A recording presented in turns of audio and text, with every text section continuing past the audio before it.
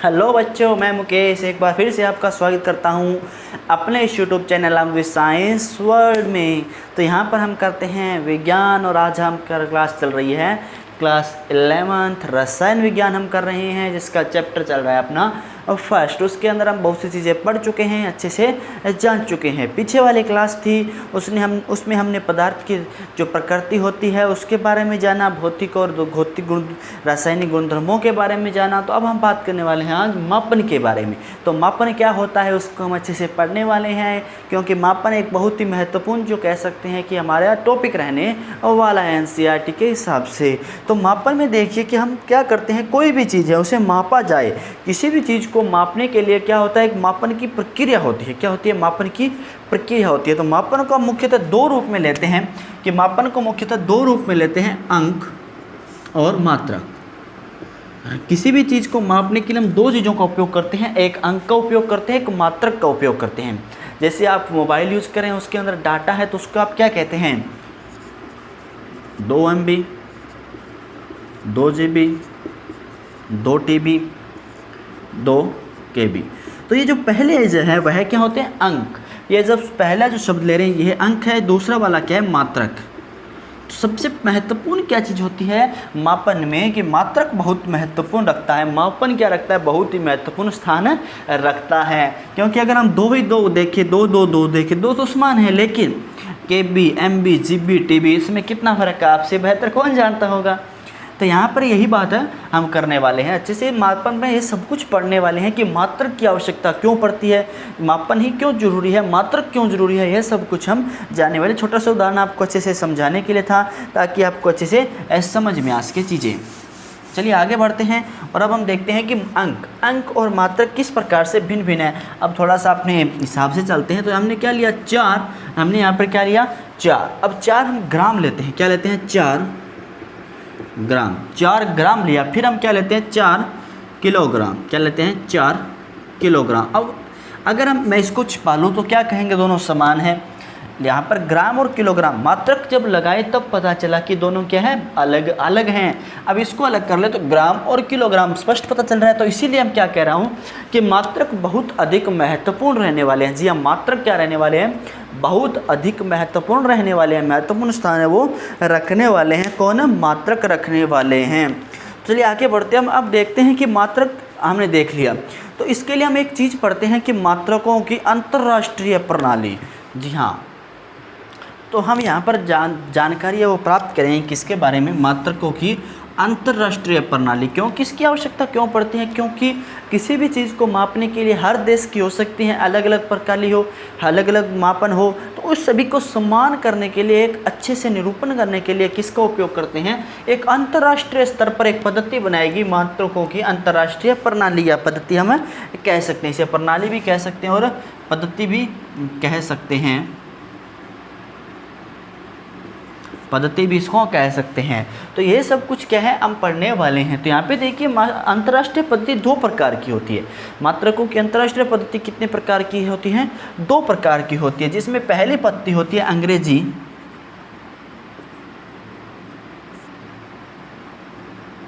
इसका अत्यधिक महत्वपूर्ण नहीं रहने वाली है हमारे लिए। अंग्रेजी पद्धति है वो इतनी महत्वपूर्ण नहीं रहने वाली है, तो इसके बारे में आपको नाम पता होना चाहिए। अंग्रेजी पद्धति भी होती है।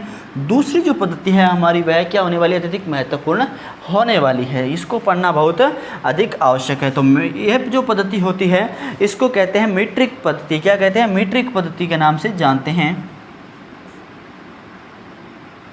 मीट्रिक पद्धति। इस पद्धति को दूसरा नाम दशमलव पद्धति भी होता है। दशमलव पद्धति भी होता है। अब यहाँ पे देखिए क्या होता है कि किस प्रकार से मीट्रिक पद्धति है वह कार्य करती है। तो इसकी जो खोज है उसे कह सकते हैं कि सबसे पहले फ्रांस में की गई थी। इस पद्धति की खोज कहाँ पे हुई है? फ्रांस में हुई है।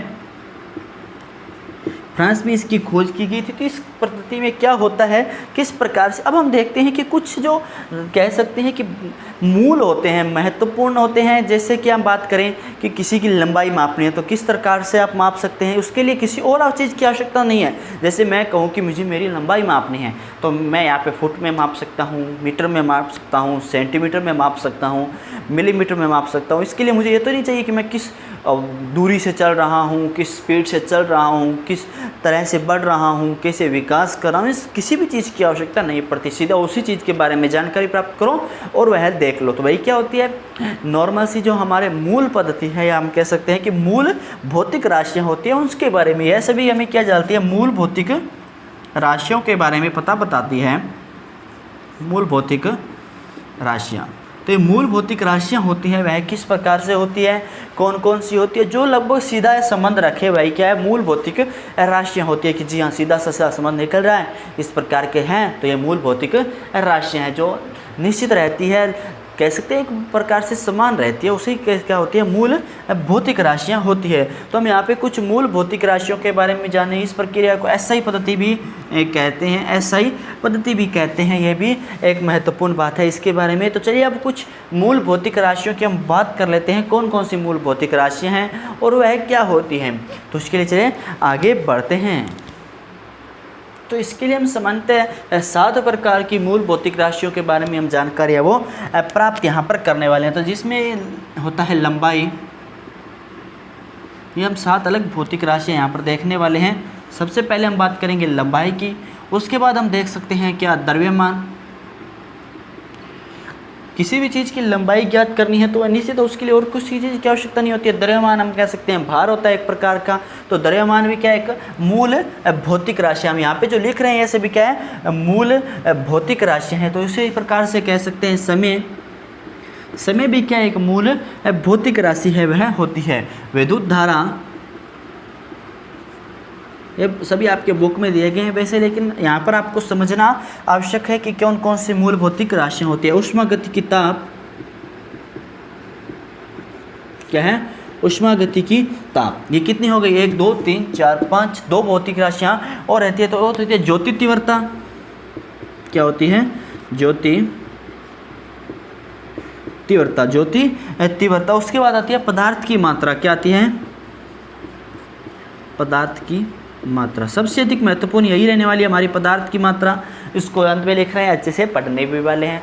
तो सबसे पहले देखिए लंबाई, लंबाई का जो मात्रक होता है, सबसे पहले लंबाई है, लंबाई का जो मात्रक होता है वह किस क्या होता है, मीटर होता है। क्या होता है, मीटर। इसको m द्वारा दर्शाते m द्वारा दर्शाया जाता है। तो यह क्या, इसकी मात्रक की बात करें हम यहाँ पे क्या लिख रहे हैं, मात्रक भौतिक राशियाँ। ये आपको बनाना है, अच्छे से याद करना है। उसके बाद द्रव्यमान आता है। तो द्रव्यमान होता है, उसकी जो मात्रक होता है वह क्या होता है, द्रव्यमान का मात्रक को हम ले लेते हैं। इसके जो सबसे कह सकते हैं कि एक प्रकार से जो न्यूनतम या अधिकतम ले सकते हैं तो किलोग्राम में इसको लेते हैं। किस में लेते हैं, किलोग्राम में, केजी चाहते हैं, केजी होता है इसका जो मात्रक है, उस प्रकार से केजी में दर्शाया जाता है। समय, समय की सबसे छोटी इकाई लेते हैं, क्या लेते हैं, समय की सबसे छोटी इकाई सेकंड, क्या लेते हैं, सेकंड को लेते हैं। समय की जो सबसे छोटी इकाई होती है सेकंड, ठीक है। उसके बाद विद्युत धारा, विद्युत धारा किस में प्रवाहित होती है, एम्पियर में। जी हाँ, ए से दर्शाते हैं इसको। किस में प्रवाहित होती है, जो विद्युत होते हैं उसको एम्पियर में मापते हैं। उष्मागतिकी को केल्विन में, मात्रक होता है के। उसी प्रकार से जो हमारी ज्योति तीव्रता आती है उसको मानते हैं कंडेला में।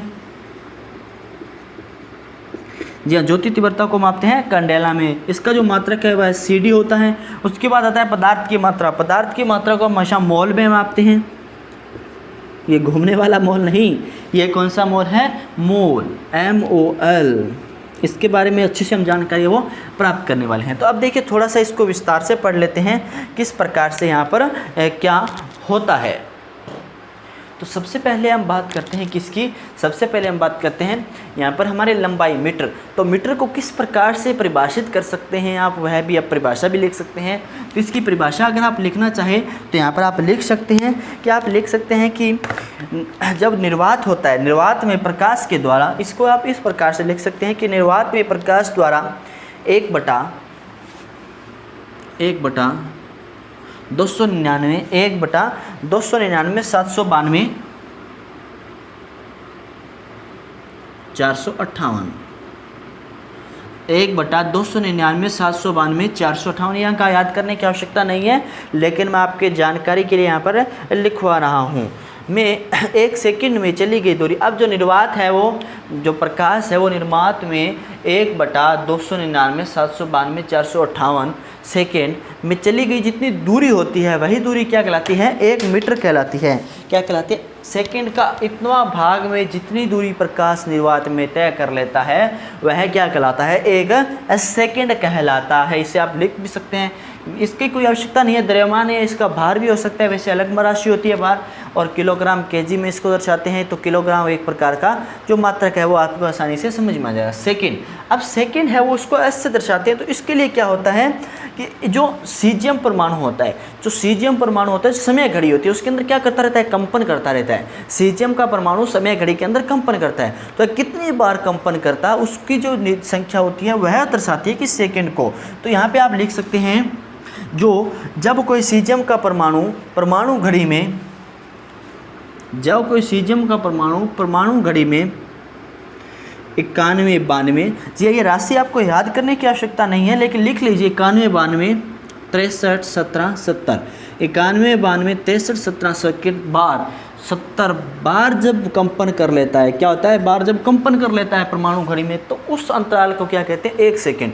अब आप थोड़ा सा दिमाग लगाइए, सोच के देखिए कि परमाणु घड़ी में सीजियम है, सीजियम का एक अणु 91, 92, 63, 17, 70 इतनी बार कंपन करे आपस में, उस जितनी बार कंपन करने के जो समय लगता है उस समय को क्या कहते हैं? 1 सेकेंड।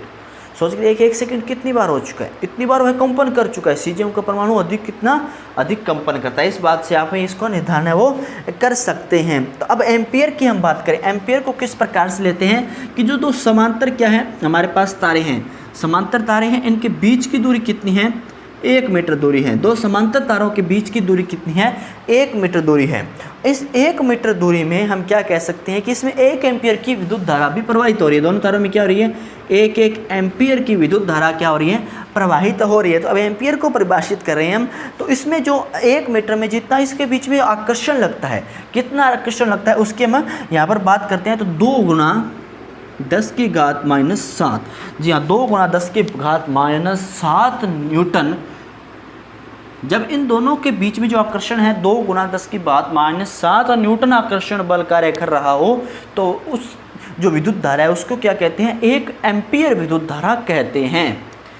एक बार फिर से देख लीजिए, 2 समांतर तारें ली हैं, उसके बीच की दूरी 1 मीटर है, दोनों में विद्युत धारा प्रवाहित हो रही है, कुछ हो रही है। आप ये सोच लीजिए, जब इन दोनों तारों के बीच का आकर्षण 2 गुना 10 की घात -7 न्यूटन होगा, तो उस विद्युत धारा को क्या कहते हैं? 1 एम्पियर विद्युत धारा कहते हैं। अब हम बात करते हैं ऊष्मागतिकी केल्विन की। ऊष्मागतिकी केल्विन की बात करते हैं। आपने बहुत अधिक पढ़ा होगा कि हम पढ़ते रहते हैं कि किसी भी चीज़ को जब हम क्या करें, गर्म करें 273 केल्विन, ये पढ़ते रखते रहते हैं हम। अब छोटी क्लासों में भी आता है 273 केल्विन पर गर्म करने पर। तो यहाँ पर हम क्या करते हैं कि जल के त्रिक बिंदु, इसकी परिभाषा आप लिख सकते हैं इस प्रकार से कि जो जल के त्रिक बिंदु का ताप, जल के त्रिक बिंदु का ताप क्या हो? ताप का, जल के त्रिक बिंदु के ताप का 1/273.16वां भाग, क्या? जल के त्रिक बिंदु का ताप का 1/273.16वां भाग क्या होता है? 1 केल्विन के बराबर होता है। अब त्रिक बिंदु क्या होता है? त्रिक बिंदु क्या होता है? तो इस प्रकार से हम ग्राफ बनाते हैं, उसमें क्या लेते हैं हम कि यहाँ पर एक पॉइंट आता है, इसमें जब हम क्या करते हैं टेम्परेचर दे रहे होते हैं तो यहाँ पे एक पॉइंट आता है जहाँ से यह क्या हो सकता है, इस प्रकार की 3 अवस्थाएं बनती है। तो यहाँ पे यह गैस भी बन सकता है, इस बिंदु से थोड़ा सा ताप दोगे गैस बन जाएगा, ठोस, द्रव। तो इसका एक मध्य का जो बिंदु होता है उस बिंदु को क्या कहते हैं? त्रिक बिंदु यहाँ पर कहते हैं। क्या कहते हैं? त्रिक बिंदु कहते हैं। तो ये मुझे उम्मीद है कि आपको त्रिक बिंदु के बारे में अच्छे से समझ में आ गया होगा। तो अब हम बात करते हैं ज्योति तीव्रता के बारे में। ज्योति तीव्रता कंडेला CD, कंडेला क्या होता है उसकी हम बात यहाँ पर करने वाले। तो कंडेला के लिए हम क्या कह सकते हैं कि हम इस प्रकार से कह सकते हैं कि जो स्रोत है, कोई भी स्रोत है उसकी जो आवृत्ति है, कोई भी स्रोत हो सकता है निर्वात में, कहीं भी कोई स्रोत हो सकता है, जो स्रोत की जो आवृत्ति है 540 गुना कितनी? 540, यहाँ पर आपको अच्छे से दिखाई नहीं दे रहा होगा तो मार्कर चेंज कर लेते हैं थोड़ा सा, 1 मिनट। जी हाँ, तो इसका मार्कर हम चेंज करके देख लेते हैं। 540 गुना 10 की पावर 12, 540 गुना 10 की पावर 12 हर्ट्ज की जो क्या है आवृत्ति है, क्या है आवृत्ति है स्रोत में, वही क्या होती है कंडेला के बराबर होती है। किसके बराबर होती है? कंडेला होती है। तो एक कंडेला तो हमने चीज़ जान लिया कि क्या होता है। अब एक कंडेला होता क्या है, एक कंडेला होता क्या है, तो 1 बटा, हम यहाँ पर क्या लिखेंगे 1 बटा 600, इसी का अंदर कंडेला की बात करें हम 1 बटा 683, 1 बटा 683 वाट क्या है वाट पर, यहाँ पर हम बात कर रहे हैं कंडेला किस प्रकार से इसको परिभाषित कर सकते हैं। तो 1 बटा 683 वाट स्टेरियन विकिरण उत्सर्जित हो रही हो, क्या हो रही हो? स्टेरियन